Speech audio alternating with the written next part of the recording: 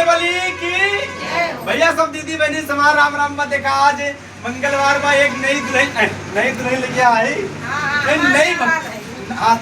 नई भौजी लेके आई हम। तो आज हमारे साथ रन्नो भाभी देखा कंटिन्यू लगातार बना तो गुड़िया रंजन है।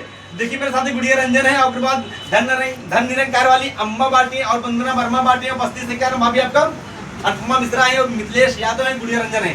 तो आज जो अनुपमा भाभी कौन गाना गईबू की जो नई भौजिया है इनका नचवैया है हम। हाँ चला गावा जोर जोर से तनके बचा के नाचू। अच्छा हाँ शर्माऊ ना। हाँ चला चल गाओ अनुपमा भाभी। तो सबके गोदी में चली जाएगी।